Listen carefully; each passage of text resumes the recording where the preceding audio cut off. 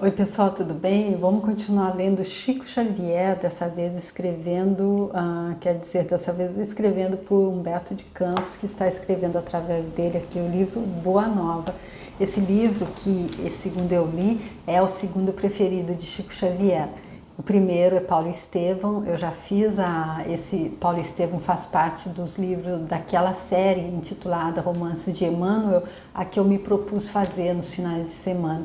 Eu fiz primeiro o Paulo Estevão, que seria o primeiro preferido de Chico Xavier, e também eu fiquei sabendo quando eu fui visitar ali a fazenda Modelo, onde ele trabalhava, e fui ali em uma dos locais ali das dependências da fazenda que ele escreveu o livro Paulo Estevão. Eu fiquei sabendo lá que ele foi acompanhado por um sapo, porque durante todo o tempo que ele escreveu o livro Paulo Estevão, tinha um sapo ali na companhia dele. Ele escrevia depois do trabalho ali sozinho e o sapo ficava ali. Eu falei, nossa, que sapo inteligente. Ele estava ali, então, recebendo toda a vibração desses ensinamentos desse livro grandioso que é Paulo Estevão, que conta a história verídica da vida de Paulo de Tarso, enquanto ele era ainda, começa ali quando ele era ainda um verdugo cruel, doutor das leis mosaicas, perseguidor implacável dos cristãos, até quando ele fez a conversão dele depois de ter encontrado com Jesus Cristo nas portas de Damasco e passou a ser o mais ferrenho, então, como que fala, divulgador da Boa Nova, do Evangelho de Jesus Cristo. E grandioso esse relato que é trazido por Emmanuel. E aí eu continuaria com o livro da própria vida do Emmanuel, que é há 2000 anos, que é sensacional também, e continuaria com toda a série, porém eu quis fazer esse intervalo colocando o Boa Nova, que é esse livro então onde Humberto de Campos diz que ele nos traz alguns dos folclores do céu, 30 episódios do folclore do céu.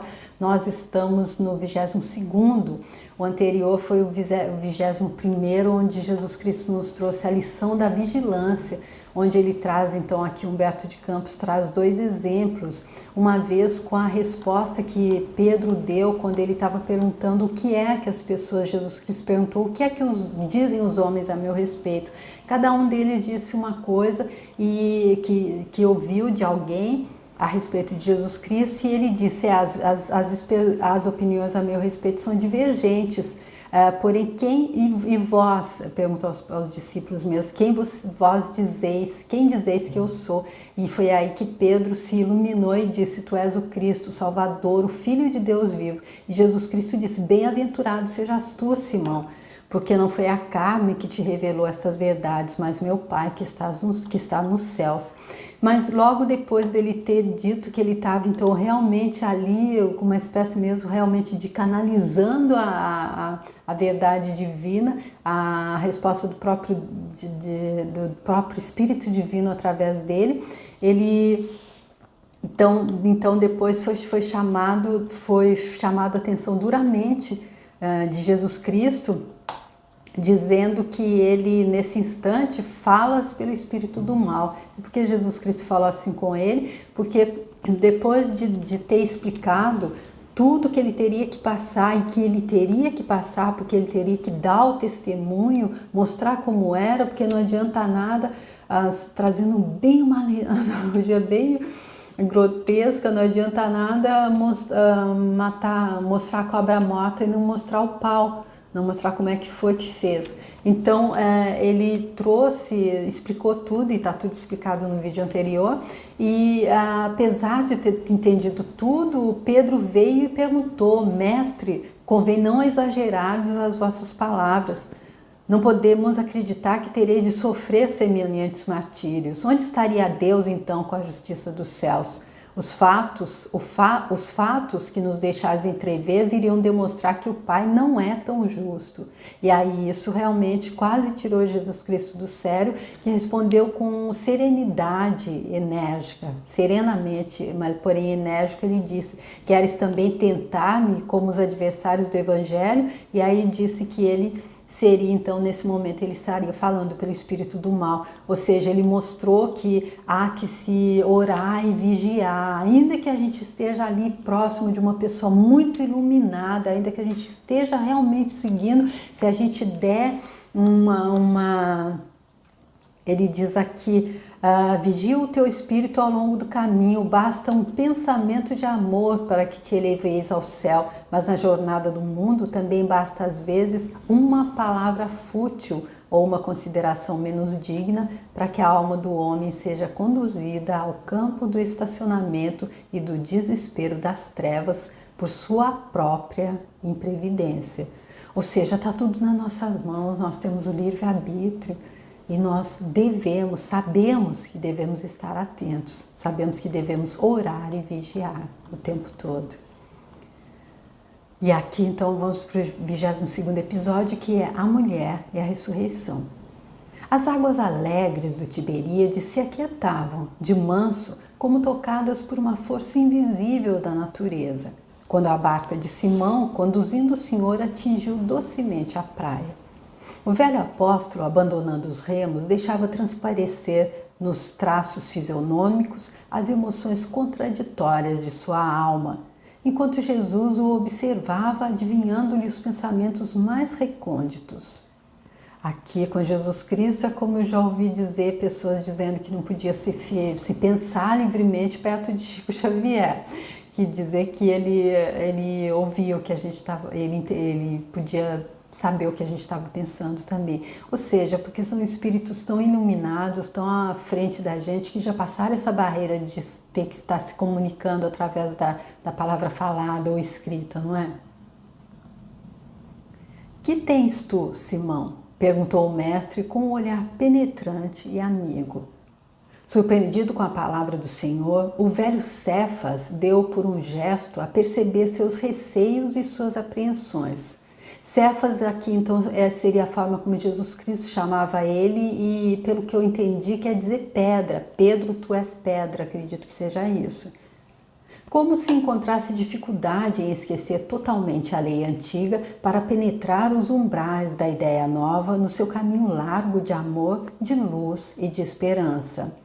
Aqui então ele está mostrando que ele está ali ainda em contradição, encontrando dificuldade de como é que pode realmente uma coisa tão doce, uma coisa que fala de amor vir então, se ele estava ali acostumado com aquela lei que era olho por olho, dente por dente, aquela lei que fez com que Paulo de Tarso, enquanto o rabino, enquanto o doutor da lei condenasse a pedradas todo mundo que ele quisesse condenar, mas ele condenou a pedradas Estevão, simplesmente por estar ali pregando o evangelho e presidiu e fez aí, e aquilo era tido tudo como, eram cerimônias realmente que as pessoas vinham para assistir. E tinha também aquelas cerimônias onde os cristãos eram jogados, eu acredito que tenha sido depois da passagem de Jesus Cristo, onde os cristãos eram jogados ali para feras famintas e era tudo assistido com aplausos e com a multidão indo ao delírio, vendo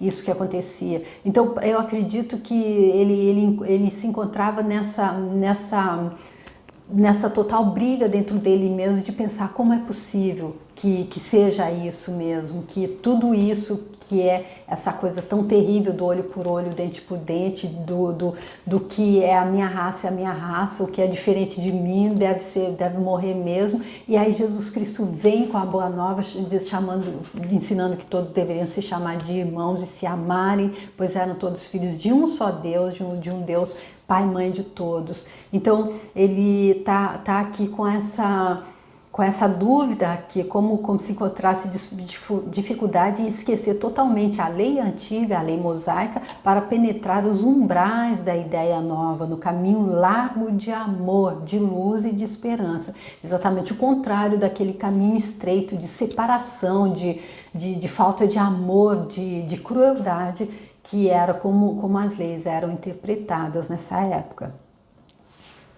Mestre, respondeu com timidez, a lei que nos rege manda lapidar a mulher que perverteu sua existência. Conhecendo por antecipação o pensamento do pescador e observando seus escrúpulos em lhe atirar uma leve advertência, Jesus lhe respondeu com brandura. E aqui eu acredito que ele esteja fazendo então alusão ali a quando ele viu Maria de Jesus Cristo conversando com Maria de Magdala. Ele acreditou que aquilo, ele julgou aquilo, ele acreditou que Jesus Cristo não deveria jamais conversar com ela, porque a lei mandava que uma mulher que tivesse pervertido a existência dela fosse lapidada.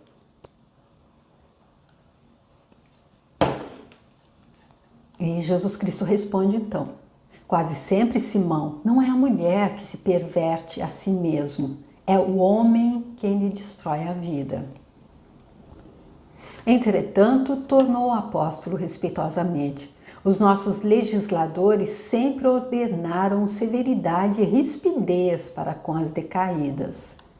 Observando os nossos costumes, Senhor, é que temo por vós, acolhendo tantas meretrizes e mulheres de má vida nas pregações do Tiberíades. E aqui então Pedro ele estava realmente acreditando que talvez até por ele ser mais velho de idade que Jesus Cristo, por ser um dos apóstolos mais velhos, que ele tivesse realmente vendo coisas que Jesus Cristo não tivesse vendo, talvez ele tivesse realmente não se achando, mas ele queria estar ajudando, eu acredito, a minha forma de ver. A gente tem um pouco mais de idade e vê que um mais jovem está fazendo alguma coisa ali, a gente tem vontade de estar alertando a ele, e é isso que ele está dizendo aqui, que ele é que temo por vós, acolhendo tantas meretrizes e mulheres de má vida nas pregações do Tiberíades, ou seja, ele não havia entendido ainda exatamente quem era Jesus Cristo, acredito, porque para estar fazendo esse tipo de julgamento é a única coisa que dá para entender. Nada temas por mim, Simão, porque eu venho de meu Pai e não devo ter outra vontade a não ser a de cumprir os desígnios sábios e misericordiosos dele. Então aqui ele deixando mais uma vez claro que ele é um enviado e que quem o enviou é sábio e misericordioso. Assim falou o mestre cheio de bondade e, espraiando o olhar compassivo sobre as águas, levemente encrespadas pelo beijo dos ventos do crepúsculo, continuou num misto de energia e doçura. Mas ouve, Pedro. A lei antiga manda apedrejar a mulher que foi pervertida e desamparada pelos homens. Entretanto, também determina que amemos aos nossos semelhantes como a nós mesmos.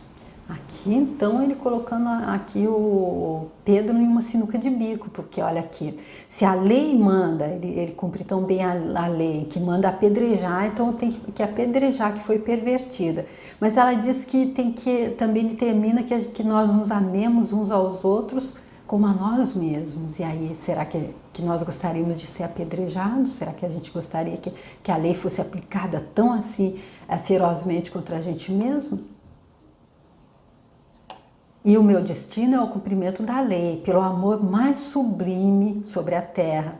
Poderíamos culpar a fonte quando um animal lhe polui as águas? De acordo com a lei, devemos amar a uma e a outro, seja pela expressão de sua ignorância, seja pela de seus sofrimentos. E o homem é sempre fraco e a mulher sempre sofredora. Aquele dizendo, então, naquela época, então, ou acredito que nem só naquela época, então dizendo, eu acredito que a gente não encarna em um corpo também assim, a vestimenta, a nossa vestimenta carnal, seja feminina ou masculina, também não é aleatória. Eu acredito que tenha tudo a ver com toda a nossa caminhada, com todo o nosso, como que diz, o nosso currículo, com tudo que a gente fez desde o início. Então é por isso que ele diz, o homem é sempre fraco e a mulher é sempre sofredora, a palavra de Jesus Cristo. O velho pescador recebia a exortação com um brilho novo nos olhos, como se fora tocado nas fibras mais íntimas do seu espírito. Mestre, retrucou altamente surpreendido, vossa palavra é a da revelação divina. Quereis dizer então que a mulher é superior ao homem na sua missão terrestre? Olha a perguntinha dele, vamos ver como é que Jesus Cristo respondeu. Uma e outro são iguais perante Deus, esclareceu o Cristo amorosamente. Aqui, com certeza, ele não teria outra resposta que se não essa. Se somos todos criaturas divinas, se somos todos Deus experienciando através da gente, como é que poderia, dentro da mesma da mesma categoria, digamos, porque tudo é Deus experienciando, mas dentro da categoria ser humano, como poderia já que há dois gêneros, masculino e feminino, como poderia ser um melhor que o outro, não é? E as tarefas de ambos se equilibram no caminho da vida, completando-se perfeitamente para que haja em todas as ocasiões o mais santo respeito mútuo. Precisamos considerar, todavia, que a mulher recebeu a sagrada missão da vida. Tendo avançado mais do que seu companheiro na estrada do sentimento, está por isso mais perto de Deus, que muitas vezes lhe toma o coração por instrumento de suas mensagens cheias de sabedoria e de misericórdia. Aqui então corroborando aquilo que eu acredito, que eu entendo que seja. Eu acredito que enquanto a gente ainda está ali mais com um pouco menos de tempo de caminhada aqui na nossa contabilidade de vida, a gente vem mais como vestindo uma vestimenta de um corpo físico masculino. Mas eu acredito que depois, à medida que a gente vai avançando mais, eu acredito que a gente veste mais repetidamente um corpo feminino. É só a minha forma de entender, só o meu ponto de vista. Cada um entende como entende da forma que entende o que é as palavras de Jesus Cristo. Eu estou lendo como está escrito aqui, acredito piamente que sejam palavras dele, que sejam, porque como tudo nós estamos mergulhados nesse campo eletromagnético de informação, onde tudo fica registrado, como a mecânica quântica explica, o professor Eicoto diz, está tudo registrado lá nos registros acásticos. Então eu acredito piamente que Jesus Cristo permitiu que Humberto de Campos fosse lá, visse, lesse tudo isso e passasse através de Chico Xavier. Eu acredito piamente que sejam palavras ditas por Jesus Cristo. Então por isso que eu interpretei dessa forma, já que ele está dizendo que tendo avançado, precisamos saber que todavia que a mulher recebe a sagrada missão da vida, tendo avançado mais do que seu companheiro na estrada do sentimento. Em todas as realizações humanas, há sempre o fruto da ternura feminina, levantando obras imperecíveis na edificação dos espíritos. Na história dos homens ficam somente os nomes dos políticos, dos filósofos e dos generais, mas todos eles são filhos da grande heroína que passa no silêncio, desconhecida de todos, muita vez dilacerada nos seus sentimentos mais íntimos ou exterminada nos sacrifícios mais pungentes. E eu li agora, nós acabamos de passar aqui pelo início de março, dia 8 de março, né, Dia Internacional da Mulher, eu li uma frase que eu achei interessante: metade da população é mulher, a outra metade é filha dela, então é filho dela. Não, se é metade não concordando com a metade, tá certo. Mas também Deus, Simão, passa ignorado em todas as realizações do progresso humano, e nós sabemos que o ruído é próprio dos homens, enquanto que o silêncio é de Deus, síntese de toda a verdade e de todo o amor. Por isso, as mulheres mais desventuradas ainda possuem no coração o germe divino para a redenção da humanidade inteira. O sentimento de ternura e humildade delas será, em todos os tempos, o grande roteiro para a iluminação do mundo, porque sem o tesouro do sentimento, todas as obras da razão humana podem parecer como um castelo de falsos esplendores. Jesus Cristo, então, exemplificando, trazendo de uma forma bem ilustrativa, que então, sem razão, sem sentimento, então, é como se todas as obras pareceriam as obras da razão, então, sem o tesouro do sentimento, pareceriam um castelo de falsos esplendores. Simão Pedro ouvia o mestre tomado de profundo enlevo e santificado fervor admirativo. Tendes razão, Senhor, murmurou entre humilde e satisfeito. Sim, Pedro, temos razão, replicou Jesus com bondade. E será ainda a mulher que buscaremos confiar a missão mais sublime na construção evangélica dentro dos corações, no supremo esforço de iluminar o mundo.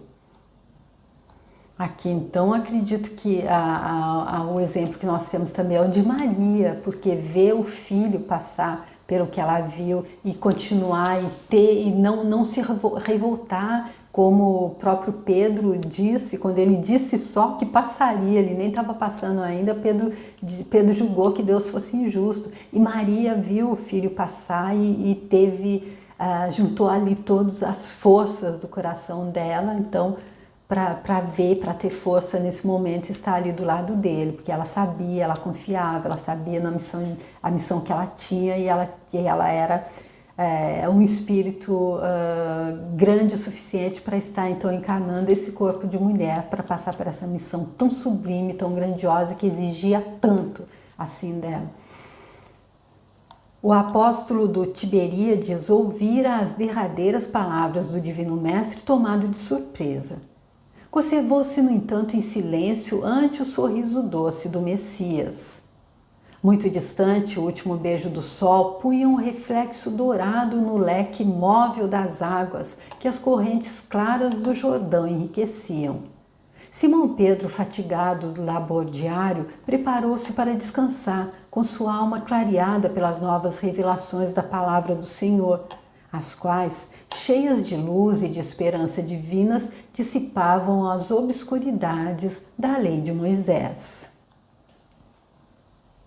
Então aqui ele dizendo que Pedro então estava cansado do trabalho, mas com a alma clareada pelas novas revelações que faziam então tirar aquelas dúvidas que ele estava tendo ali, dissipando as obscuridades da lei de Moisés, porque estava trazendo a luz da esperança divina.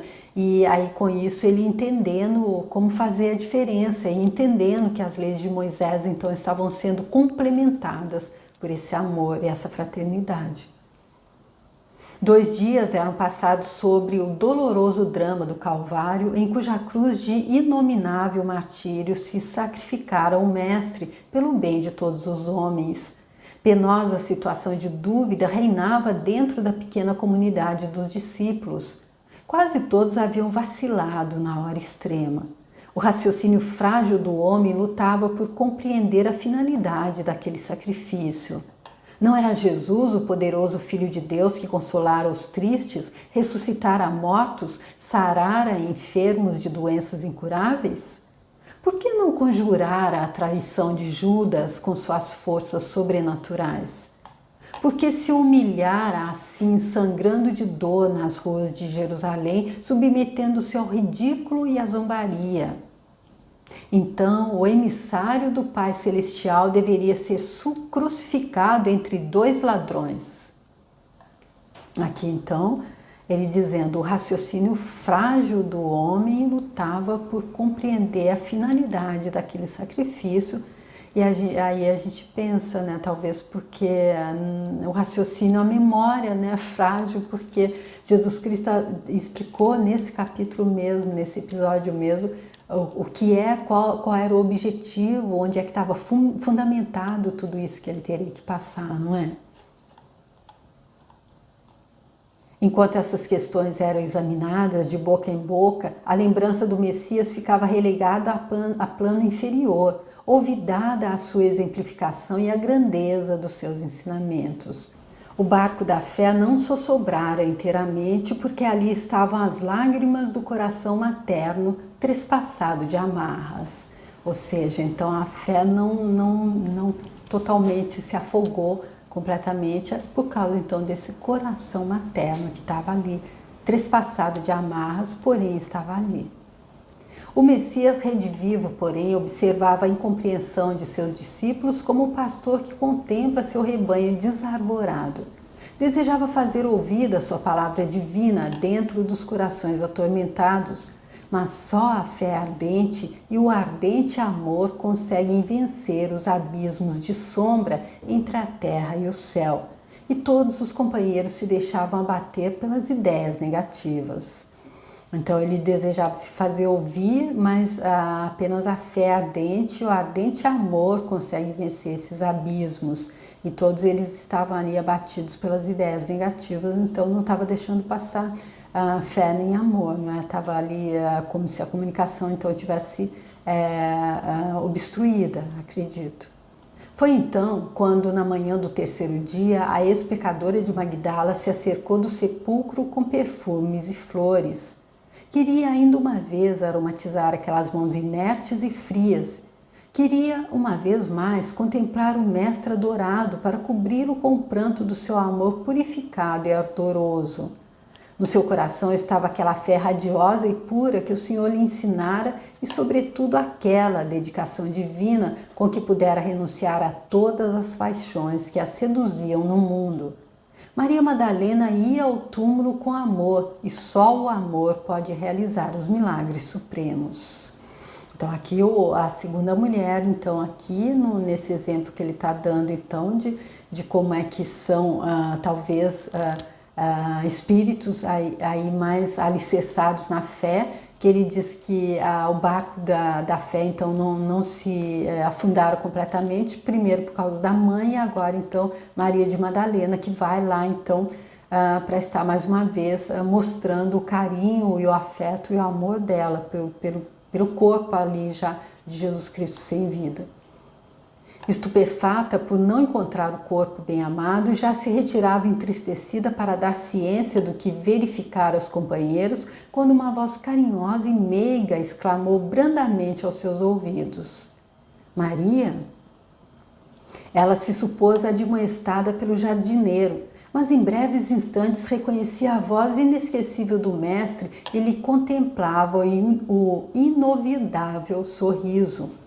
Quis atirar-se-lhe aos pés, beijar-lhe as mãos num suave transporte de afetos, como fazia nas pregações do Tiberíades.